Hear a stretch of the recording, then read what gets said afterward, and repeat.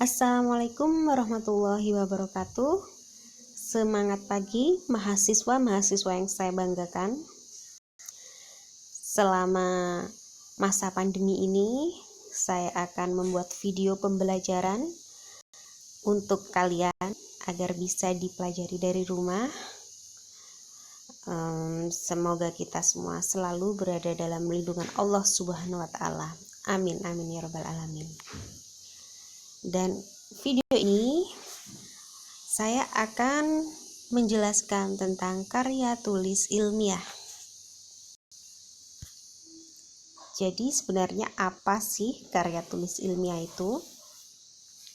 Nah, di layar ditampilkan dua orang bocah yang juga turut mempertanyakan apa itu karya ilmiah. Ini anak-anak saya ya, untuk selingan saja sebagai pemanis dalam pertemuan kali ini, agar Anda tidak terlalu serius dan sepaneng. Karya ilmiah didasarkan pada ilmu. Betul atau tidak? Ya, jelas. Karya ilmiah harus berdasarkan pada ilmu. Karya yang fiktif. Jadi apa itu karya fiktif? Fiktif sama saja dengan fiksi. Jadi bukan fakta, bukan kenyataan, berupa karya imajiner dari imajinasi seseorang. Biasanya ini terdapat pada karya sastra. Jadi, karya ilmiah bukan karya yang fiktif. Karya yang non-fiktif. Lawan kata dari fiktif, non-fiktif. Non-fiktif adalah kenyataan. Jadi benar, karya ilmiah adalah karya yang non-fiktif. Karya yang subjektif. Subjektif dimaksudkan berdasarkan dari sudut pandang penulisnya saja. Betul atau tidak? Bukan karya yang subjektif. Karya yang objektif. Ya, karya ilmiah ditulis berdasarkan objek yang diteliti.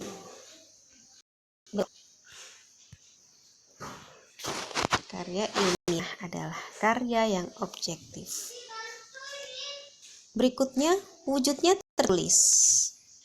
Ya, jelas sekali. Karya ilmiah berwujud tertulis. Kemudian, memiliki aturan penulisan. Karya ilmiah harus ada aturan penulisan atau sistematika penulisan. Jadi kesimpulannya, yang dimaksud dengan karya ilmiah adalah didasarkan pada ilmu, karya yang non-fiktif, karya yang objektif, wujudnya tertulis, dan memiliki aturan penulisan. Ada 3 dimensi ilmu dalam karya tulis ilmiah. Yang pertama adalah ontologis. Jadi apa yang dimaksud dengan ontologis? Ontologis maksudnya adalah berbentuk real. Harus ada objek kajiannya. Kemudian epistemologis. Epistemologis yang dimaksud adalah harus ada metodenya. Jadi dalam penulisan tersebut, dalam penelitian karya tulis ilmiah tersebut harus menggunakan metode-metode tertentu disesuaikan dengan bidang ilmu masing-masing. Kemudian aksiologis. Aksiologis adalah nilai atau kebermanfaatan. Jadi sebenarnya semua karya, baik sastra, baik karya yang ilmiah ataupun yang populer, itu harus memiliki nilai atau kebermanfaatan.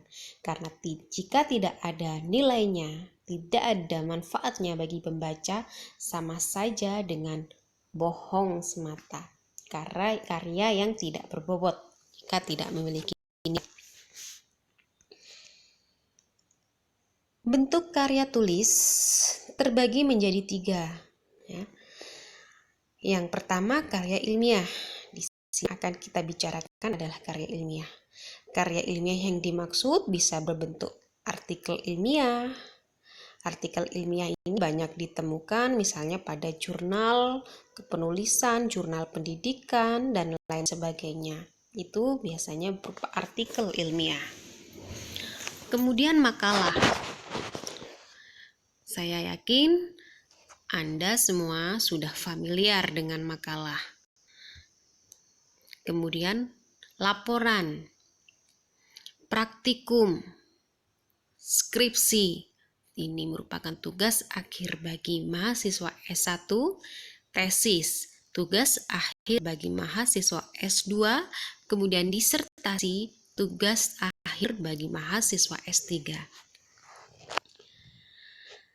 Bentuk berikutnya adalah karya semi ilmiah atau populer. Yang pertama berbentuk opini. Opini karya tulis yang berisikan pendapat, kemudian future, esai populer, tajuk, dan reportase. Biasanya jenis-jenis karya ilmiah populer ini, karya semi ilmiah populer ini biasanya ditemukan pada surat kabar, majalah, dan yang lainnya. Kemudian karya non-ilmiah. Ada cerpen, hikayat, novel, dongeng, puisi. Nah, karya ilmiah adalah berbentuk karya sastra. Ini salah satu contoh bentuk-bentuk dari karya ilmiah, karya semi ilmiah, dan karya non-ilmiah.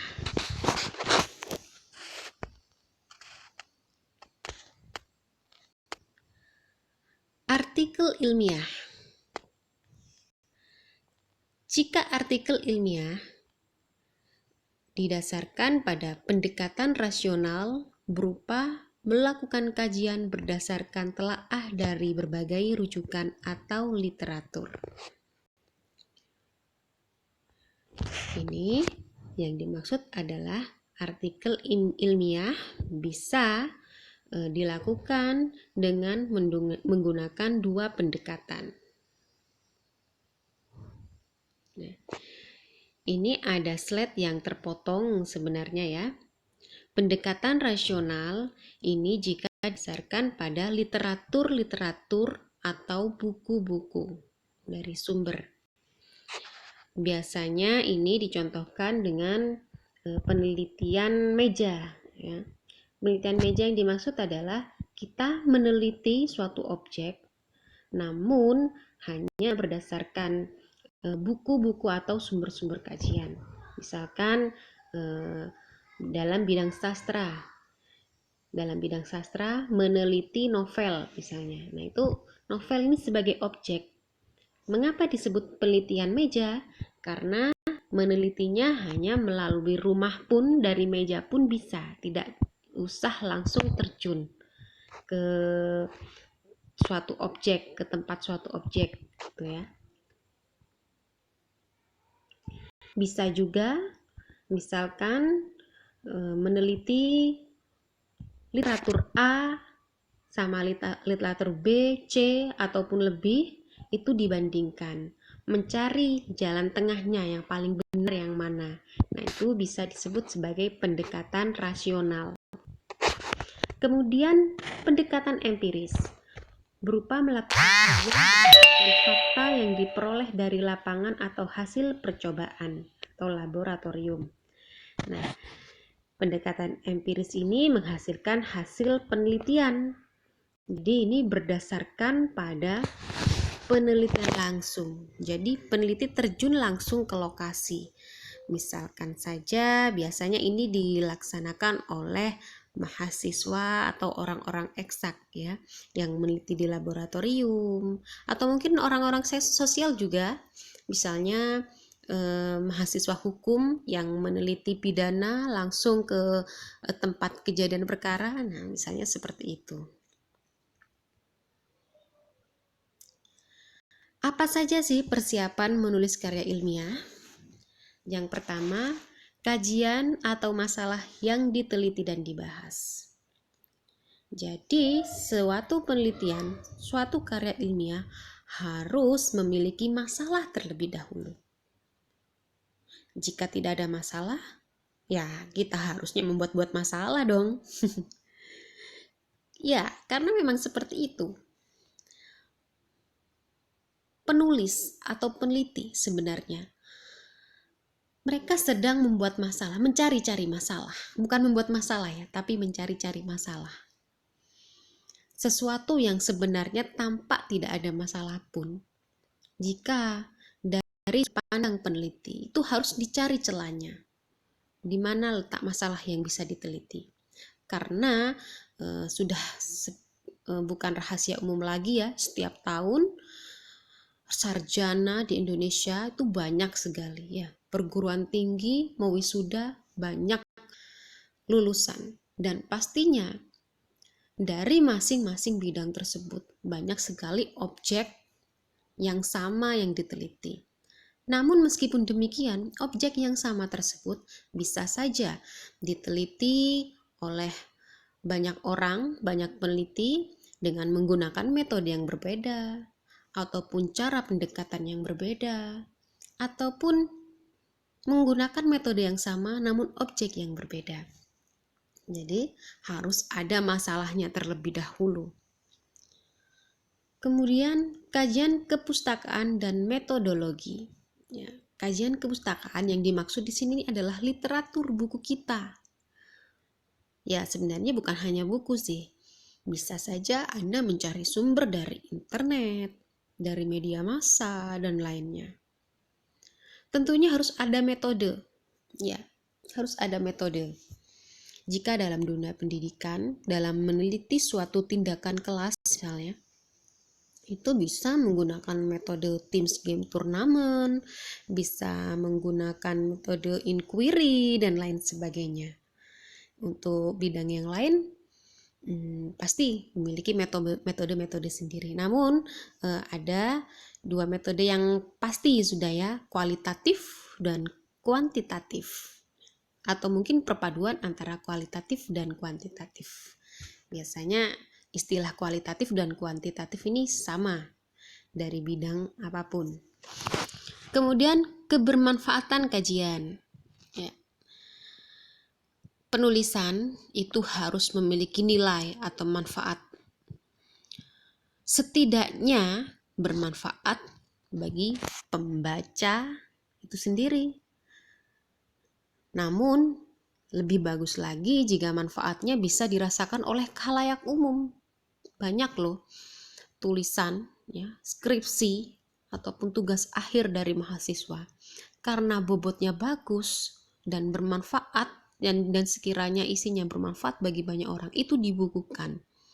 Dan banyak dinikmati oleh orang-orang yang sebenarnya tidak membaca hanya untuk kesenangan, hanya untuk hobi saja, bukan untuk mencari kajian-kajian secara serius. Kemudian teknik penulisan karya tulis ilmiah. Jadi kita juga harus memiliki teknik penulisan karya tulis ilmiah. Yang dimaksud di sini adalah sistematika penulisan. Jadi sebenarnya masing-masing institusi, masing-masing lembaga, kadangkala teknik penulisan karya tulisnya itu berbeda-beda. Ada yang misalnya kampus A, penulisan diharuskan menggunakan footnote, kampus B harus menggunakan kutipan, misalnya seperti itu. Jadi mengikuti untuk teknik ini, mengikuti lembaga sendiri. Penguasaan bahasa atau kaidah kebahasaan. Nah, ini harus dimiliki oleh siapapun penulisnya.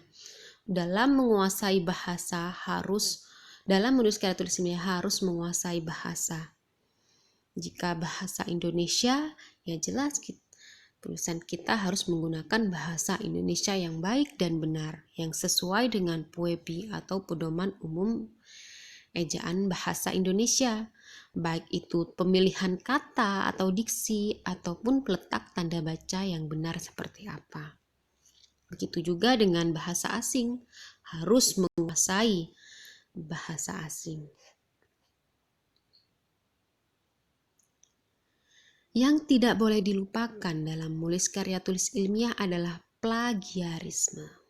Nah, ini sudah sangat digencar-gencarkan oleh masing-masing perguruan tinggi, ya. Jangan sampai melakukan plagiasi. Dan ini saya contohkan plagiarisme yang checker online yang gratis ya. Jadi Anda tidak perlu membeli ya, karena kadang ada mengecek plagiarisme itu dengan masih harus membayar, harus download dan sebagainya. Nah, ini tinggal online saja. Bisa Anda coba nanti tulisan yang pernah Anda tulis silakan dicek di plagiarisme checker online ini. Tinggal cari saja di Google ya. Jadi, bagaimana sih cara menghindari plagiarisme? Untuk menghindari plagiarisme, tentunya kita harus mencantumkan sumber kutipan apabila pendapat orang lain ya. Jadi misalkan kita ngambil dari buku A misalnya, ya boleh kita kutip tulisannya, namun kita juga harus mencantumkan nama. Jika tidak demikian, maka tulisan terdeteksi plagiarisme ini. Ya, mencantumkan sumber kutipan itu bisa dengan menggunakan footnote, bisa menggunakan kutipan, dan disesuaikan dengan lembaga masing-masing.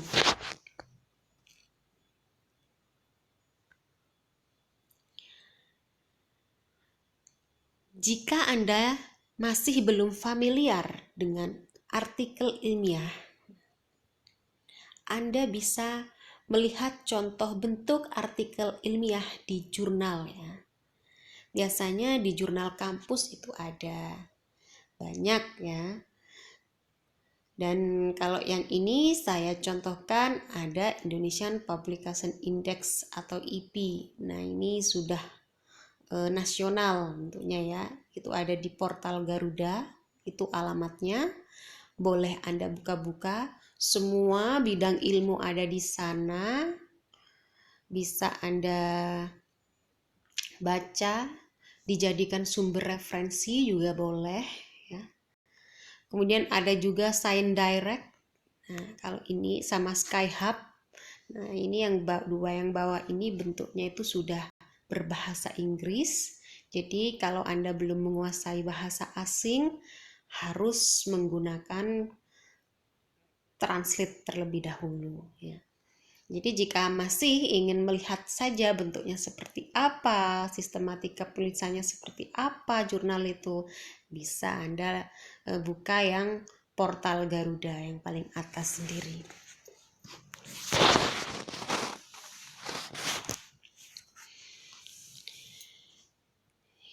Di sini saya akan menjelaskan perumusan judul artikel ilmiah. Jadi judul artikel ilmiah itu tidak boleh berupa kalimat. Judul tidak boleh menggunakan bentuk bahasa yang terdiri atas subjek dan predikat. Judul harus berbentuk frase atau kelompok kata. Jadi kalau kalimat itu minimal ada unsur subjek dan predikat.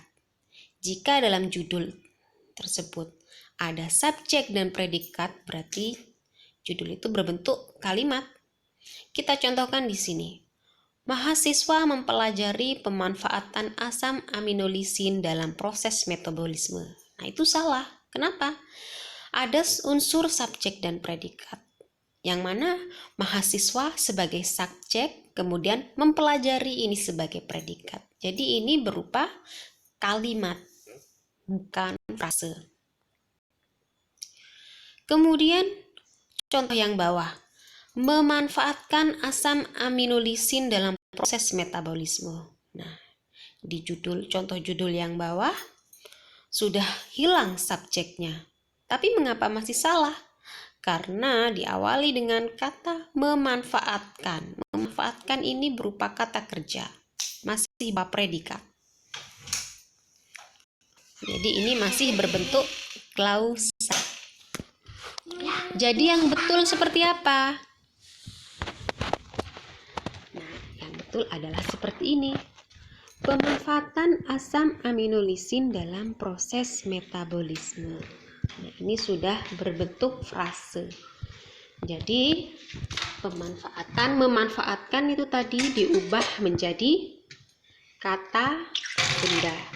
Pemanfaatan asam aminolisin. Nah, ini di sini kedudukannya sebagai frase atau kelompok kata. Ini contoh judul yang sudah benar.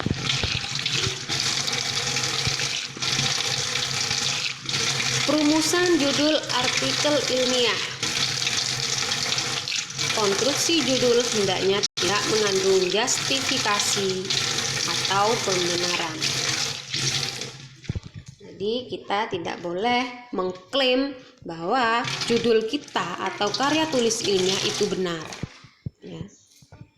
Karena masih berupa, meskipun Anda sudah merasa percaya diri bahwa tulisan Anda atau karya Anda itu sudah benar, namun dalam judul tidak boleh mengklaim atau menjustifikasi bahwa tulisan itu benar.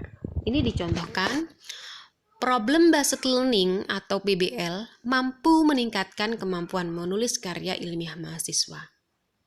Ada kata mampu meningkatkan. Nah, ini kan sudah sangat percaya diri, ya, bahwa PBL ini benar-benar mampu meningkatkan kemampuan menulis karya ilmiah mahasiswa. Padahal, misalkan saja PBL sudah digunakan oleh peneliti lain, ternyata tidak bisa berhasil, tidak mampu meningkatkan kemampuan menulis karya ilmiah mahasiswa. Misalkan karena bersifat objektif kan karya ilmiah ini.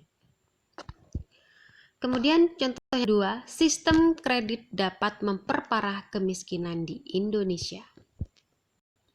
Ada kata memperparah. Ini sudah tidak melakukan pembenaran, tapi ketika orang membaca judul ini langsung down gitu ya. Langsung down dengan sistem kredit.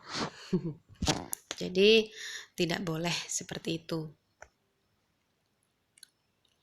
Jadi perumusan judul artikel ilmiah yang benar seperti apa? Oh ya, di sini dicontohkan dulu. Redaksi judul menggunakan bahasa yang baku dan lugas. Hindari penggunaan bahasa konotatif ataupun metafora.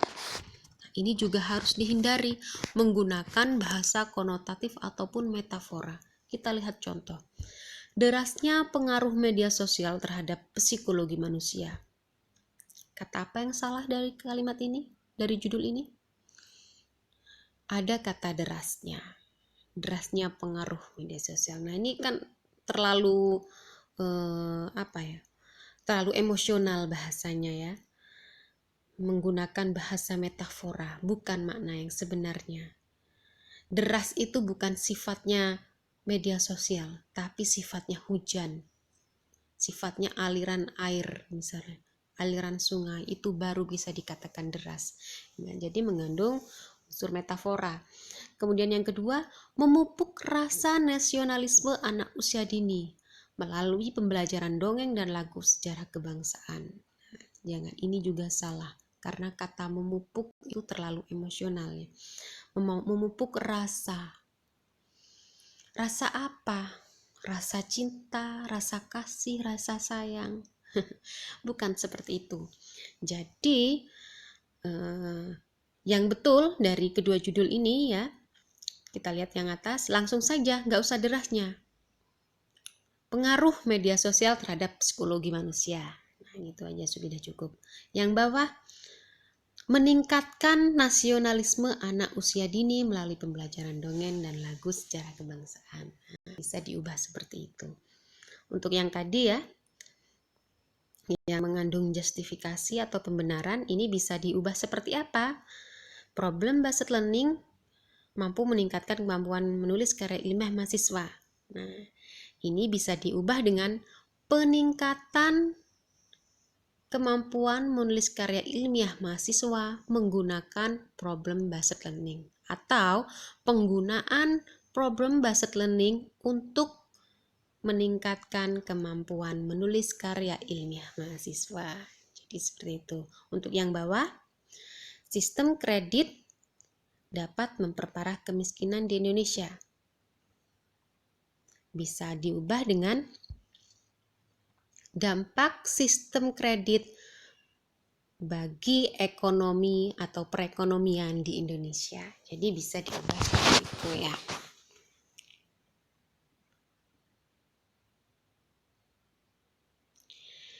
Perumusan judul artikel ilmiah sebaiknya berkisar antara 15 hingga 20 kata. Judul yang panjang dapat dibagi menjadi judul dan anak judul. Penulisannya antara judul dan anak judul dipisahkan oleh tanda titik 2 atau tanda kurung. Nah, jadi dalam menulis karya tulis ilmiah, jangan terlalu panjang. Misalnya di sini, strategi pembangunan di Indonesia. Ini judul tunggal, tidak apa-apa. Namun jika diperlukan, ternyata judul terlalu pendek tidak dapat mewakili dari isi tulisan, bisa digunakan panjang, hanya saja harus dengan syarat penggunaan tanda titik 2 atau tanda kurung, seperti dicontohkan, etika perbankan, titik 2, usaha menerapkan Pancasila dalam dunia perbankan di Indonesia. Atau juga bisa dengan menggunakan tanda kurung seperti di bawahnya.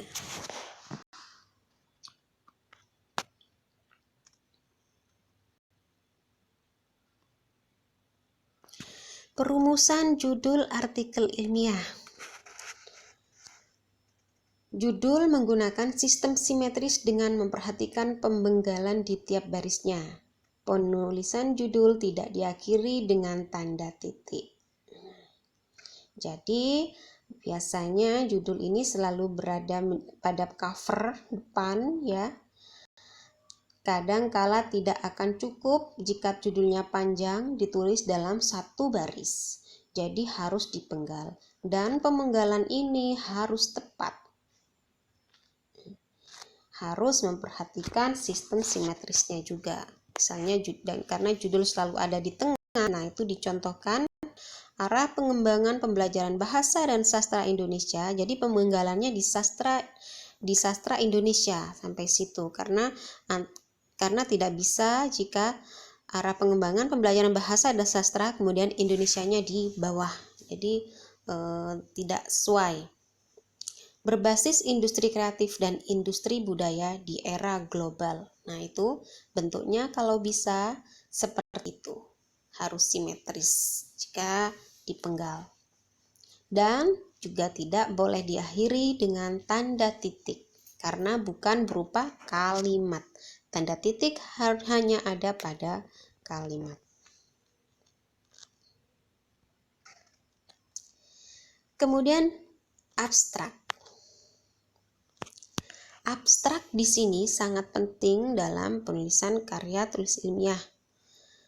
Karena jika berbentuk artikel atau jurnal, abstrak itu menjadi nilai jualnya.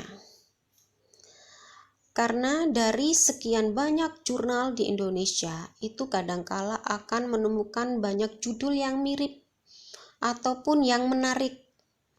Jadi di abstrak Anda harus menampilkan isi tulisan secara detail, mengandung unsur introduction, methods, research, dan diskusi.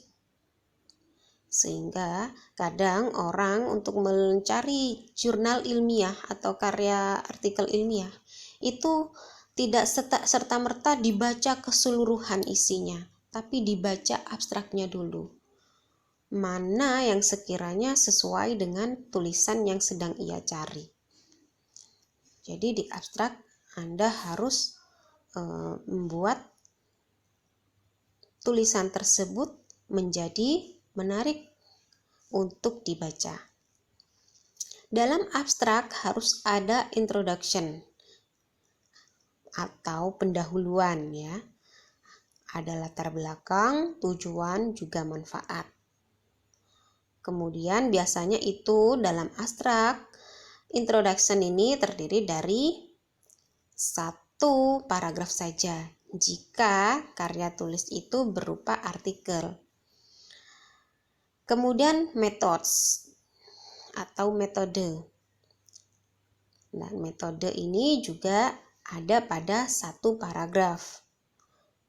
Kemudian hasil dan pembahasan. Nah, ini ditampilkan secara singkat saja dalam satu paragraf juga, dan discussion atau kesimpulan. Nah, ini cukup 4 paragraf saja sudah bisa menjadi abstrak suatu artikel ilmiah. Namun, jika tulisan tersebut berupa skripsi atau tulisan yang besar, baik itu skripsi, tesis, disertasi, abstrak bisa ditulis lebih dari 1 halaman.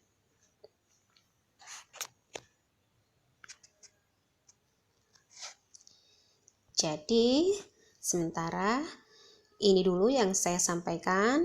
Silakan Anda pahami, silakan Anda pelajari. Jangan lupa pembelajaran kita yang secara daring ini tidak hanya berpatokan pada PPT ya. Jadi Anda bisa juga membaca dari sumber-sumber buku yang lain, bisa dari internet, e-book ataupun buku secara langsung. Jadi demikian dari saya. Terima kasih, semoga bermanfaat. Wassalamualaikum warahmatullahi wabarakatuh.